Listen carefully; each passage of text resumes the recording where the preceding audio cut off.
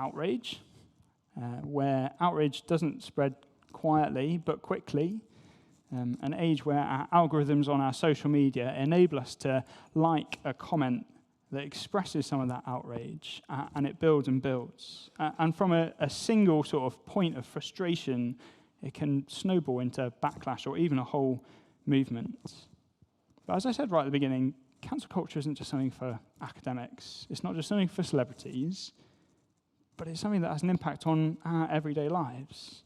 See, often sort of the dictionary definition or the idea of an academic in a university can feel a bit detached, feel a little bit alien to us. They fall short of helping us understand what cancel culture actually means. But actually, I think that cancel culture for you and for me is that moment where we're sat in the pub or the coffee shop and we're scared to say what we really believe because we don't want the impact of our relationship to be something negative because the person disagrees with us. Or maybe you're stood at the school gate and someone says something that you fundamentally disagree with, but you nod along politely because that's what we do now. There's a little video that I'd love to show you in a moment. It's a video from a few years ago. It talks about Brexit. I'll come to that in a moment. Tonight's not about Brexit, but it's a video that I think helpfully just captures some of that dynamic in our everyday lives. It captures some of what it looks like for us to silence ourselves because of the perceived sort of impact on our relationship with others. It's worth saying that just halfway through this video, there's a moment of foul language. We're going to try and mute it out as we go through. If we fail to do that, I want to apologize up front, but we're going to give it a go. Thanks very much, Matt. Let's watch the video.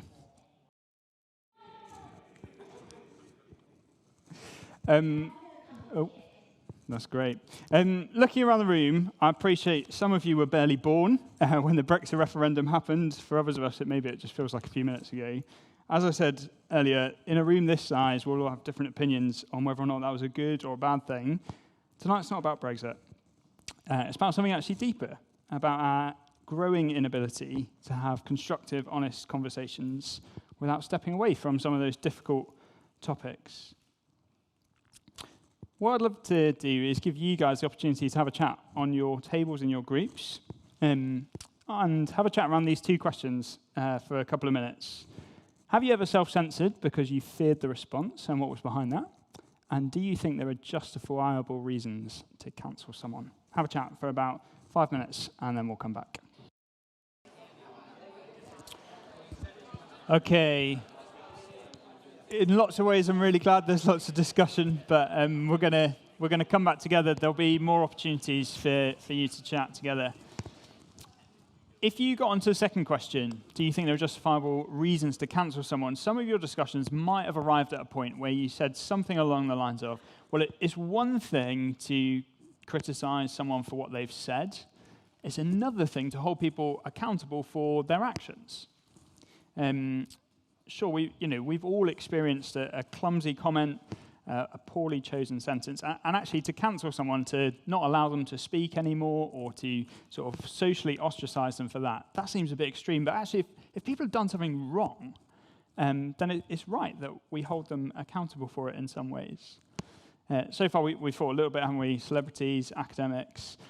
Maybe in this area of life, it's perhaps more obvious when it comes to our politicians. Let me show you a picture of this man. If you don't know who he is, his name's Matt Hancock. He was the UK Health Secretary. Oh, that's not Matt Hancock. Matt Hancock will be on the screen in a moment. He was UK Health Secretary during the COVID pandemic. And for those of us who remember, he was caught kissing one of his aides while there were sort of COVID restrictions in place. Not only that, he was a married man, ... The result was that he resigned as Health Secretary, and then a year later he had the Tory whip removed from him, in part as a result of this. Not just Matt Hancock, next slide. We'll all know who this lady is. Angela Rayner was Deputy Prime Minister under Keir Starmer. She resigned because there was a controversy surrounding sort of tax implications around a flat that she bought and the stamp duty she did or didn't pay on it. Most recently, this lady, Rashana Ali, resigned as Homelessness Minister because it was revealed that she evicted a few tenants from her sort of rental property, telling them that she intended to sell, and then put it back up on the market with a £700 rent increase. So she resigned as homelessness minister.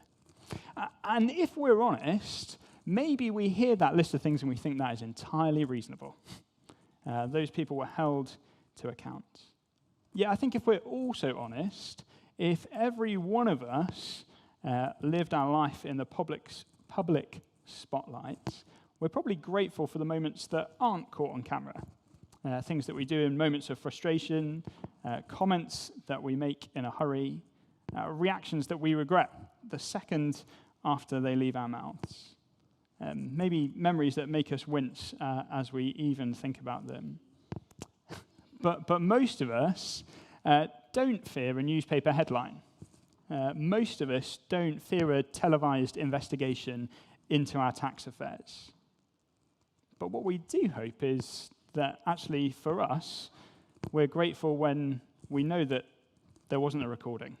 No one was taking notes. Our lives are not going to be the subject of a parliamentary investigation. And that means that cancel culture isn't just about the things that people say. It's not just about the things that celebrities and public figures and academics say. It's also about the things that people do, the actions that people take. And in a different set of circumstances, with a little less privacy and a little more information, any one of us could find ourselves exposed, ashamed, written off, cancelled. Again, I just want to play a brief clip from a lovely little series called Douglas is Cancelled, which was on ITV last year. This is just the trailer. If you haven't watched it, hopefully it whets your appetite. But it just begins to introduce that idea that it's not just about what people say, but also what they did, whether it's little or large. Let's just watch this. Great. Don't need to worry about watching it, but if you want to, there you go. It's a series that helps you just begin to think about what if a moment in which you did do something impacts the whole of your life and the way you're viewed by people that used to be your friends, but also by the wider public. And we've just begun to touch on effectively a second part of cancel culture, not just what people say, but also what people do. So opportunity to pick up those conversations again. Two further questions to talk about. When someone makes a mistake or behaves poorly, what do we think the consequences should be? And secondly, when someone makes a mistake or behaves poorly, what do you think forgiveness or restoration should or could look like? Have a chat in your groups, 5 minutes. Okay, let me try and break into your conversations there.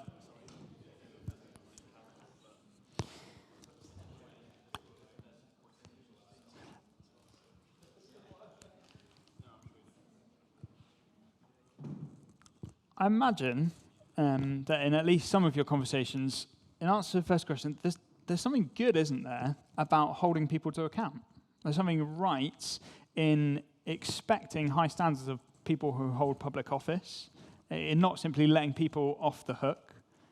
And there's something inevitable, isn't there, for celebrities in people who make their livelihoods out of appearing in the public eye, that actually if the public eye discovers something for which they should be held to account, that their misbehavior justifies whatever the outcome is.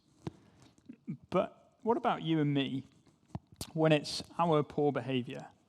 Well, if you're anything like me, there's probably 1,000,001 different things that you're grateful are not in the public eye, and we feel actually unjustly dealt with when we're held accountable. I shouldn't have got those points on my driving license. I wasn't the only one speeding. You should have seen everyone else on the M40. Or I shouldn't be punished for that situation because the rules demanded, the situation demanded that I bend the rules just a little bit. Or I shouldn't lose my job over that. I didn't even know that was a policy. We want accountability. We almost cheer when we hear of politicians being held to account, and yet when it's us, we've got 1,000,001 different excuses. See, at the beginning I said that I thought that Christianity had something unique to bring to the conversation around cancel culture. Sometimes we can imagine that this is something invented in the age of hashtags and algorithms, something that's uniquely modern, but the instinct to cast someone out, to declare them finished, unclean, unworthy, someone who should be judged, is as old as humanity itself. Long before social media, long before algorithms, communities knew just how to close rank, how to point at a person and go, did you hear what they did? Don't speak to them. That man or woman is beyond the pale. And so I want to share with you this evening 2 brief encounters with Jesus. In the first, we're going to meet a man called Zacchaeus. He was a compromised tax collector, which meant that he was socially marginalized, not welcome in public. He wasn't cancelled for a mere slip of the tongue or a clumsy phrase. He was written off by his friends, by people who knew him in his village and his town for what he did, the deals he made, the people he cheated, the life he built on the back of others. And in the eyes of his neighbours, he was finished, outcast, put to the side. So let me read a little bit of that story for you. It'll be on the screen. If you want to follow it along, there's Bibles underneath your seats, and it's also on page 1053, but it'll all be on the screen. Luke chapter 19. So Luke is writing an account of Jesus' life. He's a doctor and a historian trying to detail for a friend of his Jesus' life, trying to explain to him what happened. And here he details this encounter that Jesus has with this man called Zacchaeus. And it starts like this. Jesus entered Jericho and was passing through. A man was there by the name of Zacchaeus. He was a chief tax collector and was wealthy. He wanted to see who Jesus was, but because he was short, he could not see over the crowd. So he ran ahead and climbed a sycamore fig tree to see him, since Jesus was coming that way. When Jesus reached the spot, he looked up and said to him, "Zacchaeus, come down immediately. I must stay at your house today." So he came down at once and welcomed him gladly. All the people saw this and began to mutter, "He's gone to be the guest of a sinner." To properly understand this first century scene, we need to understand what it meant to be a tax collector. You see, much of Europe was under Roman occupation, and the Roman Empire was seeking to extract taxes from the people. And the best way to do that was to take someone from that community, that culture, and place them in charge as a tax collector. Effectively, Rome farmed out the job of collecting taxes to those willing to bid for it. They actually paid Rome up front and then made their living by charging whatever they liked on top. No transparency, no oversight. It was a system almost designed for corruption. And therefore, tax collectors, they were public enemy number one. Traitors, collaborators, people who got rich by taking advantage of their own neighbors, their own people. And here we meet Zacchaeus. He's not just a tax collector, he's top dog, chief tax collector. He supervised others. He didn't just take his own cut, he took a cut of the people taking the cut. And the rest was just passed on up the chain to Rome. See, if ordinary tax collectors were hated, Zacchaeus would have been despised. In today's terms, he would have been cancelled, unfollowed, blocked, written off. Not welcome. Not just for a clumsy phrase, but for years of exploitative behavior. His reputation was settled long before he even spoke a word in this scene. And so when Jesus is coming to town, well, he's not going to get a front row in the crowd. No one's going to go, "Oh, Zacchaeus, you're short. Come to the front of the crowd and have a look." There's no wonder he finds himself climbing up a tree. We aren't told why Zacchaeus wants to see Jesus, but it's clear that Zacchaeus barely expected to see him, let alone have a conversation, and certainly not have dinner. And as Jesus is walking along in front of a crowd of people who would have despised Zacchaeus, he stops under the tree that Zacchaeus has sort of climbed up. And in front of the crowd, he says, "Zacchaeus, come down, I'm coming over for dinner." And you can almost imagine the hushed silence. Quiet. The crowd looks at each other, totally confused. And then they look at each other and they start talking. We see that, don't we? All the people who saw this and began to mutter, he's gone to be the guest of a sinner. It's absolutely classic, isn't it? We love to hate people. We love to sit above people and look down on them and think, aren't I better than you? How on earth can Jesus hang out with this guy? Why on earth would he want to go to dinner with him? He was successful off my taxes. He's built his life on corruption. How on earth can Jesus want to go to his house for dinner? See, cancel culture today often assumes, doesn't it, that people are the sum of their worst actions. Zacchaeus here enters the story and he's already written off. The crowd say, he's a sinner. He's someone who's got it all wrong. As we're introduced to him in this story, we're supposed to almost sit in condemnation on him, to look down on him. Zacchaeus deserves to be awkwardly climbing a tree. He certainly doesn't deserve to be at the front of the crowd, and he certainly doesn't deserve to have dinner with Jesus. But instead of avoiding Zacchaeus or joining in the crowd's judgment, Jesus stops, looks at him, calls him by name, and invites himself over to dinner. And that was shocking. In this culture, in this first century culture, to eat with someone was to identify with them. Respectable rabbis, teachers, didn't dine with traitorous tax collectors. It wasn't done. But Jesus engages Zacchaeus not as someone to be cancelled, not as a category or stereotype, but as a person. He walks towards the man everyone else has walked away from. And notice, he doesn't lecture Zacchaeus about his business practices. He simply says, I'm coming to your house now, get down from the tree.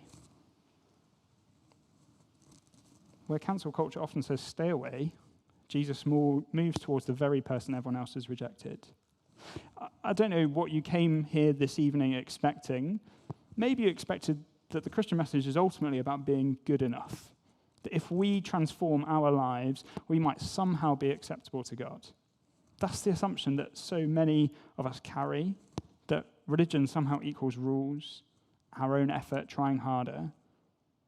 Maybe, as you came this evening, that's what you thought. And that's the logic behind most religious systems in the world. There's always a list, a to-do list, a set of requirements. Do this, avoid that, achieve enough. Maybe you'll be okay. But this isn't a story about a life transformed, or at least not transformed in the order that we might first imagine. Notice, before Zacchaeus has done anything, apart from climb a tree, Jesus steps towards him and invites himself to dinner. See, this encounter with Zacchaeus blows that idea of religion apart. He doesn't earn Jesus' welcome. He's done nothing to do it. But Jesus comes and steps towards him. Let's read the next part of the story. I'll start back at verse 5 again. When Jesus reached the spot, he looked up and he said to him, Zacchaeus, come down immediately. I must stay at your house today. So he came down at once and welcomed him gladly. All the people saw this and began to mutter, he's gone to be the guest of a sinner. But Zacchaeus stood up and said to the Lord, that is, said to Jesus, look, Lord, here and now I give half of my possessions to the poor, and if I've cheated anyone out of anything, I'll pay back 4 times the amount.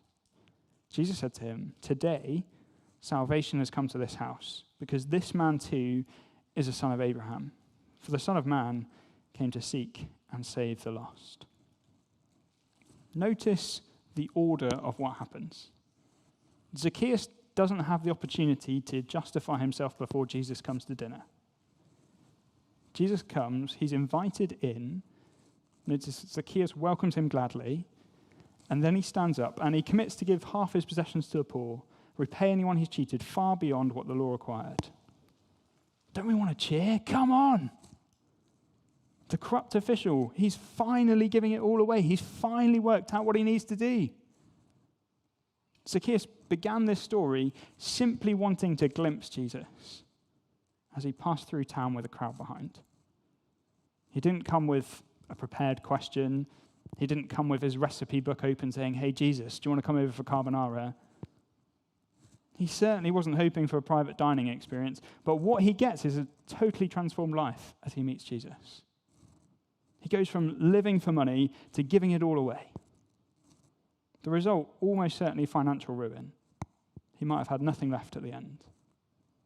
But notice, it's not that he does that first, and then Jesus says, Zacchaeus, you've turned your life around. I'll come and have carbonara with you. No, Jesus meets Zacchaeus while he's public enemy number one, and he says, I'm coming over to your house for dinner. He welcomes himself over, and then Zacchaeus' life is transformed. I'm going to give you an opportunity just to have another chat in your groups. Where do you see yourself in the story? You Zacchaeus? Are you the crowd? Where would you place yourself? And secondly, do you find it easier to condemn, like the crowd, or forgive and restore, like Jesus? Have a chat.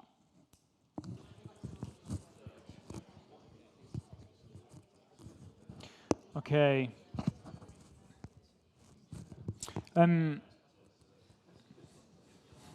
There's two things going on in this story that I just want to grasp one time as we come back together. The first thing is, Jesus doesn't pretend that Zacchaeus' wrongdoing didn't matter. We're not told what happens at dinner, but clearly Zacchaeus, in meeting Jesus, realized that it needs to transform his life. But also, Jesus doesn't treat Zacchaeus as irredeemable, unforgivable, someone to be shunned and cancelled and put to the side in the margins of culture. Jesus walks towards Zacchaeus, invites himself over for dinner. And we see how this story ends, don't we? Jesus says two things have happened. The first one is Zacchaeus needed saving. Jesus says, today, salvation has come to this house. The second thing is Zacchaeus has been transformed. He says, for this man too is a son of Abraham. I'm going to explain both of those very briefly. See, we've thought multiple times this evening that, sure, we can think about cancel culture to do with celebrities and politicians, to do with academics, but actually when it comes to our lives, our thoughts, our words, our deeds, our actions, if we were to broadcast those to the world around us, whether through the news at 10, in the Telegraph, or on a tweet, none of us would like that. And maybe, perhaps more seriously, others wouldn't like us either. And thankfully, that isn't the case for our lives. But there is one who sees our every action, hears our every word, knows our every thought. He knows every aspect of your life and mine. And instantly, maybe we feel fearful. What do you mean God knows everything about me? Will he push me away? Will he shun me? Will he say that I'm someone that he can't deal with? But here in the story of Zacchaeus, what do we see? Jesus comes for us, for those who society would push to the edge. Jesus' encounter here says, the Son of Man came to seek and save the lost. That was just another way of Jesus saying, this is what I'm here to do. This is what I came for people like Zacchaeus, for people like me, for people like you. And then secondly, he says, this man, Zacchaeus, is a son of Abraham, which is just a first century way in that culture of saying, Zacchaeus is welcome. He's included. He's accepted. He's forgiven. See, the things we say and do, they really matter. They matter to the people around us. Rightly, we should hold people to account. They matter to God. But in the same way that Jesus is willing to overcome the cancel culture of the first century for Zacchaeus, he's willing to do something much greater for you and for me. You see, this evening is the first in a series of events that Nathan talked about in the run-up to Easter. And I don't know about you, but Easter is one of those odd celebrations, isn't it? Christians get together around the world to celebrate the death of Jesus. Bizarre. Well, I want to turn to a second encounter just for a moment at the end of Jesus' life in Luke chapter 23. It's on page 1060. If you're in the Bible, it'll be on the screen. As Jesus is taken out by Romans to be crucified on a cross, we have this encounter that Jesus has in these last few moments of his life on earth. Two other men, both criminals, were also led out with him to be executed.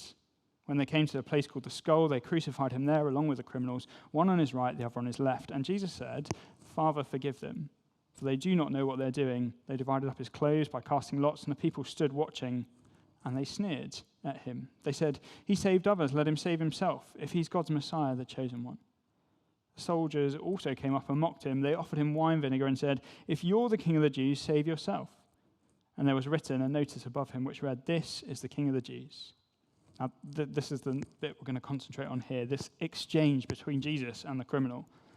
One of the criminals who hung there hurled insults at him. "Aren't you the Messiah? Save yourself and others." But the other criminal rebuked him. "Don't you fear God," he said, "since you are under the same sentence. We're punished justly, for we get what our deeds deserve, but this man has done nothing wrong." Then he said, "Jesus, remember me when you come into your kingdom." And Jesus answered him, "Truly I tell you, today you'll be with me in paradise." See, as Jesus hangs on a cross, people are mocking him, making fun of him. "What do you mean you're the Son of God? What do you mean you've come to seek and save the lost?" But in both the story of Zacchaeus and of Jesus' crucifixion, we see two individuals who knew that they were guilty. Zacchaeus knew he'd cheated people out of money. That's why he responds in the way that he does as he meets Jesus. The second criminal on the cross says this: "We are punished justly." He knows that he's done something wrong. We've contemplated a number of times this evening, haven't we, that maybe we're glad that other people don't see and hear and experience all of our lives. But the story of Zacchaeus and the story of the criminal reveal something shocking. Jesus has come for people who get it wrong, people like you and me. Jesus doesn't speak words of condemnation to Zacchaeus or to the criminal, but words of hope. Today, he says to this criminal, "You'll be with me in paradise." A word of hope to the criminal, words of hope to people like Zacchaeus, to people like you and me. People who are not perfect, people who mess it up, people who get it wrong. See, Christianity and Jesus isn't in the business of cancelling people. To the criminal who had been cancelled, Jesus says, "Today you'll be with me in paradise." To Zacchaeus, he says, "The Son of Man came to seek and save the lost." You might think, but surely they should have been punished. Surely they should have got what their deeds deserve. Was it okay because Zacchaeus made amends? Maybe Jesus knew what he was going to do before he got there. That's why he went for dinner. Maybe. But the criminal, well, he's got no chance to change his life. He's hung on a cross, moments away from dying. We want accountability, don't we? So the question is, where do we find it? Well, the Bible says that as Jesus dies on the cross, the criminal not only recognizes rightly that he deserves what he's getting, but he also rightly recognizes that Jesus has done nothing wrong. Do you see that? We're getting what our deeds deserve. This man's done nothing wrong. And the Bible tells us that in that moment, Jesus, the one who's done nothing wrong, takes the punishment for those who have done everything wrong. Or, to borrow an image from this little book, which anyone is welcome to take and take away and read. It won't take you long. Imagine for a moment, a couple of hours later, you're this criminal and you've died, and you're standing in heaven. And you stood there, and an angel comes up to you, and he says, "Hi, what are you doing here?" And the criminal thinks, I don't know. I don't know what I'm doing here. And then he thinks, maybe I lived a good life. Well, actually, no, I didn't. That was pretty bad. I ended up being crucified. Sorry about that. And the angel said, "What are you doing here?" He doesn't know what to say. And the angel says, "Okay, I've not seen this one before. Let me go and get my supervisor." Off he pops, goes and gets Gabriel, comes back, get the list out. "Right, you've not been baptized, you've never been to church, and you're a criminal." And the criminal replies, "Like I said, I don't know what I'm doing here." And the angel says to him, "What do you mean you don't know?" And Gabriel's there. He's like, "What do you mean you don't know?" And the criminal replies, "I just don't know." They go round and round and round. And eventually, the criminal replies, "Look, I'm here because the man on the middle cross said that I could come. I'm here because Jesus said, 'Today you'll be with me in paradise.'" See, the things that we say and do, they matter to God. They matter to Jesus. That is why Christians celebrate Easter. Because the one who did nothing wrong dies for those who've done everything wrong. And that means that our lives now are transformed like Zacchaeus'. We don't get everything right. But it means that our future is ultimately transformed. Jesus, just a few days earlier, says this to his friends: "Greater love has no one than this, to lay down one life for his friends." Here's the reality for Zacchaeus, for this criminal, and for you and for me. Jesus didn't just love his friends.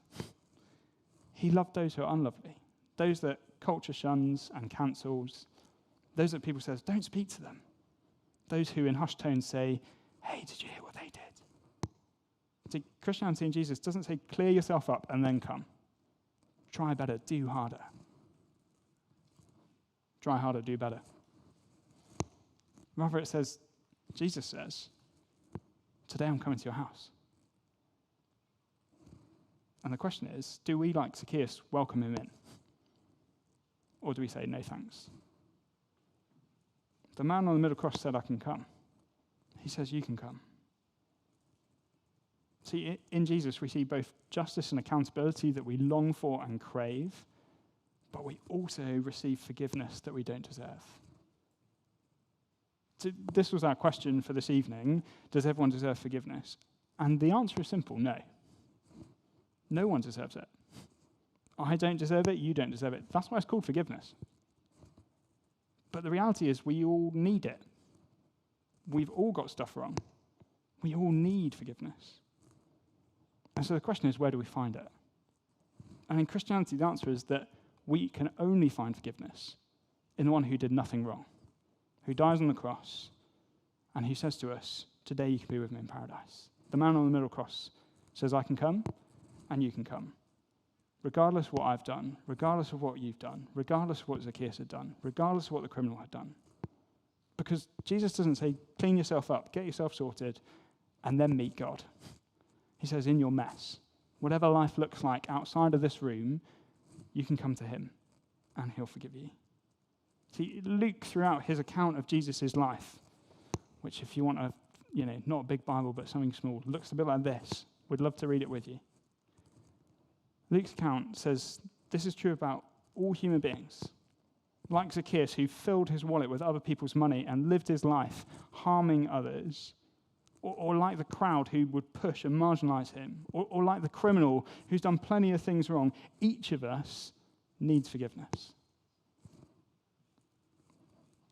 Luke also says the only place to find it is in Jesus. All right, as we finish, I just want to say the same offer that is given to the criminal is extended to you and to me. And the question we're left with is not, am I acceptable to God? Not, do I need or deserve forgiveness? But as someone who needs it, where am I going to find it? Well, I'm going to give you opportunity to chat on your tables these two questions. Do you agree with Luke's diagnosis of humanity? We need forgiveness. And what do you make of Jesus in these stories? What surprises you about him? Maybe what didn't you expect to hear this evening? Have a chat about those things, and then Nathan will come and tell you a little bit more about what's coming later on.